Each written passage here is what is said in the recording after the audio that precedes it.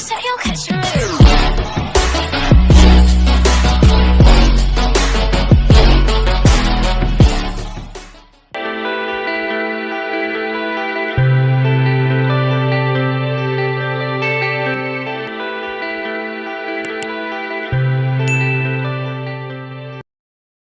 नमस्कार। समान हर वाले भिन्नों को जोड़ना और घटाना आप समझ चुके हैं। समान हर वाले भिन्नों में क्या करते हैं, हर को लिख देते हैं और अंश में जो अंक दिया रहता है उसको जोड़ना है तो जोड़ देते हैं, और अगर घटाने का चिन्ह दिया रहता है तो घटा देते हैं। तो हम समान हर वाले भिन्नों में जोड़ना घटाना बहुत सरलता से कर लेते हैं। अब हम देखते हैं असमान हर वाले भिन्नों का जोड़ना और घटाना। तो असमान हर वाले भिन्नों को अलग अलग तरीक़ों से जोड़ना और घटाना करते हैं। उसके लिए सबसे पहले क्या करते हैं, जैसे पहले है तुल्य भिन्न की विधि से। तो तुल्य भिन्न बनाना आप जानते ही हो। तो पहले हर को समान करेंगे। तो यहाँ पर हमें प्रश्न दिया है 3/9 धन 5/6। 3/9 का तुल्य भिन्न निकालेंगे। का तुल्य भिन्न क्या होगा, बराबर होगा 3 में 2 अंश और हर दोनों में 2 का गुना करेंगे तो 3 दूनी 6 बटे 9 दूनी 18, 3 तिया 9 बटे 9 तिया 27, 3 चौक 12 बटे 9 चौक 36। इसी प्रकार आगे निकाल सकते हैं हम। अब 5/6 का तुल्य भिन्न निकालेंगे। तो वह क्या होगा, 5 दूनी 10 बटे 6 दूनी 12, 5 तिया 15 बटे 6 तिया 18, 5 चौक 20 बटे 6 चौक 24। इस प्रकार और आगे निकाल सकते हैं। तो अब यहाँ पर तुल्य भिन्न जो निकाले हैं उसमें उस हर को ढूंढते हैं जो दोनों में बराबर है। तो 6/18 और 3/9 का तुल्य भिन्न 6/18 और 5/6 का तुल्य भिन्न 15/18। इन दोनों में हर बराबर है, 18 है। तब यह क्या हो जाएगा, 3/9 धन 5/6 बराबर हो जाएगा 6/18 धन 15/18। तो बराबर 18। अब हर बराबर हो गया। अब जानते हैं समान जो हर वाली भिन्न है तो 18 लिख देंगे हर को और इन दोनों को जोड़ देंगे। 15/6 क्या आएगा, 21। इस प्रकार से तुल्य भिन्न के माध्यम से हम भिन्न का असमान हर वाले भिन्न का जोड़ना करेंगे। अब घटाना भी इसी तरीके से घटाना करते हैं। 2/8 का तुल्य भिन्न बराबर होगा 2 दूनी 4 और 8 दूनी 16, 2 तिया 6, 8 तिया 24, 2 चौक 8, 8 चौक 32। और इसी प्रकार आगे करते जा सकते हैं। और 1/4 का तुल्य भिन्न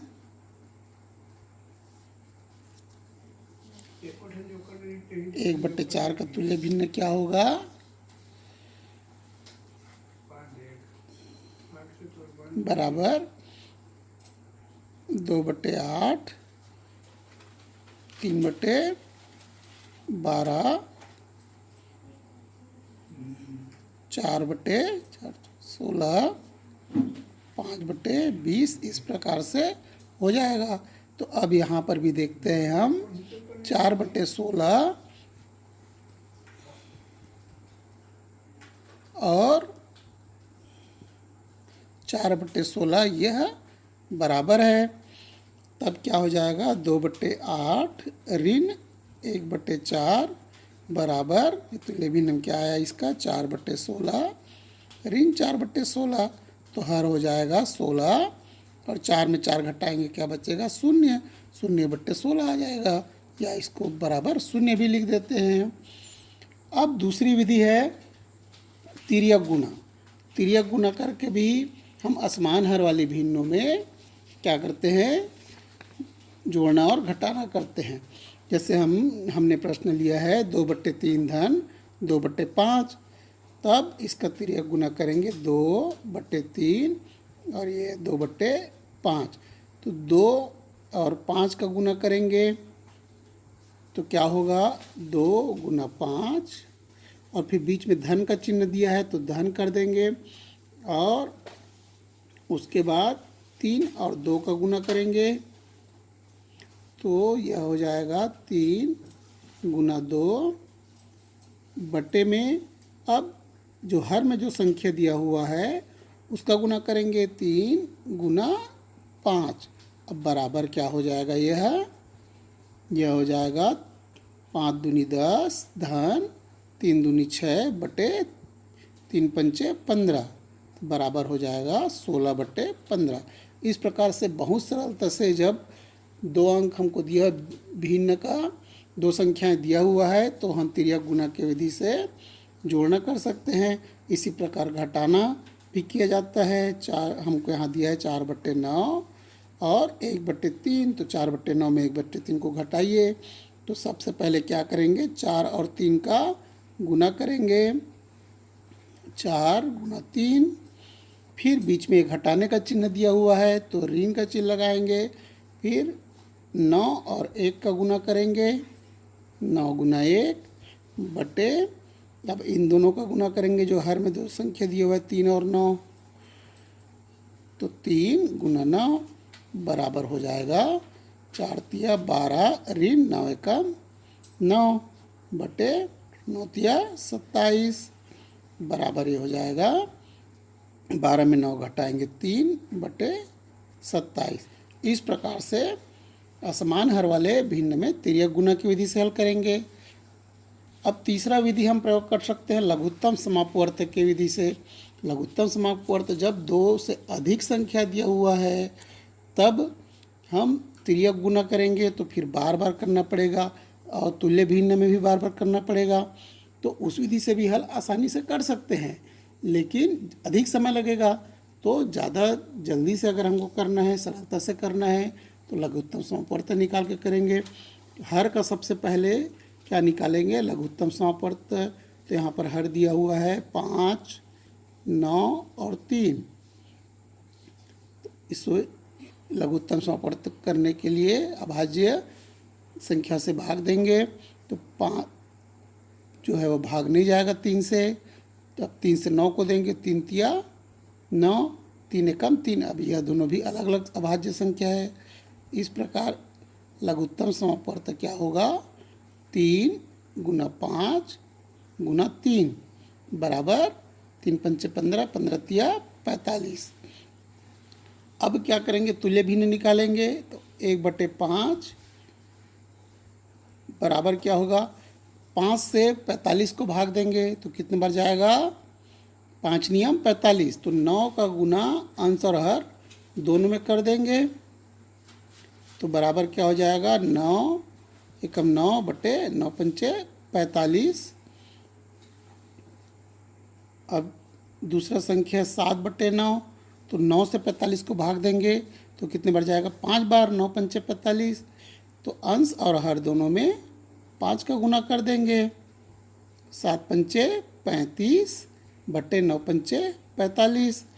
अब तीसरा संख्या दिया हुआ है 2/3, तो 3 से भाग देंगे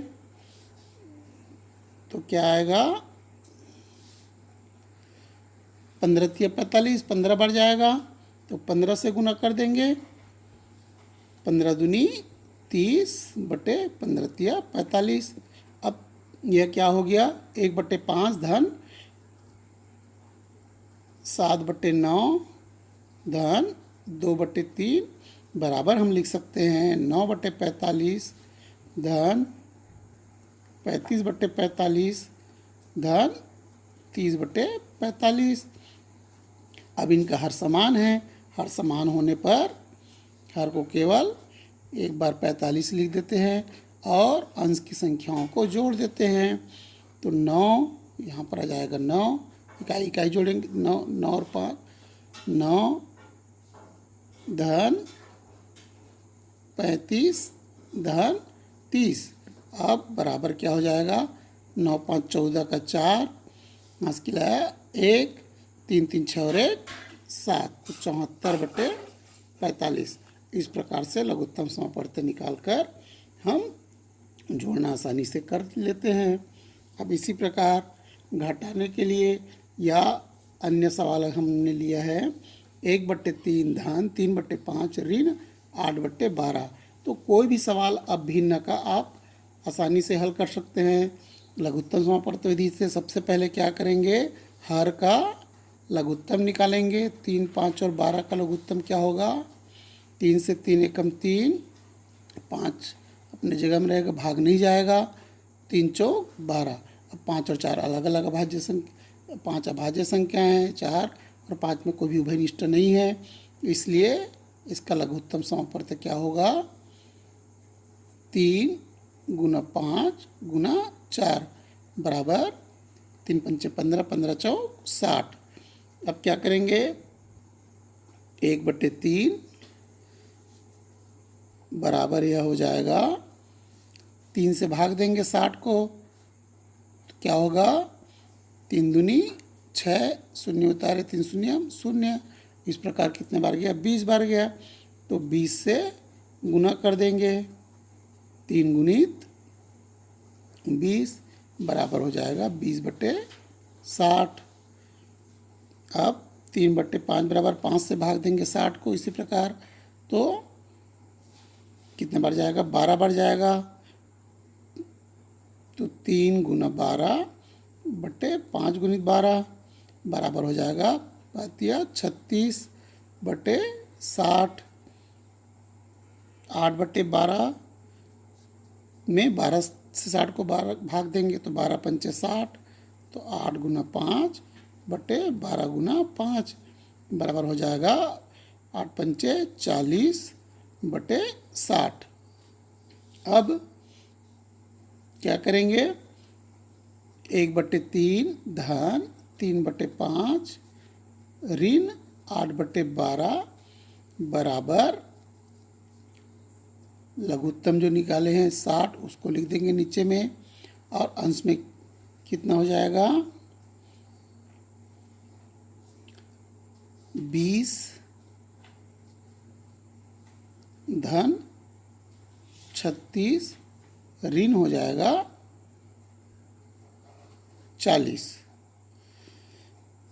तो बराबर क्या होगा, अब इन दोनों को पहले जोड़ देंगे फिर घटा देंगे, तब होगा 6 और 5 56 ऋण 40/60 बराबर हो जाएगा 6, 5 में 4 घटाएंगे तो 1, 16/60। तो इस प्रकार से हम हल कर सकते हैं।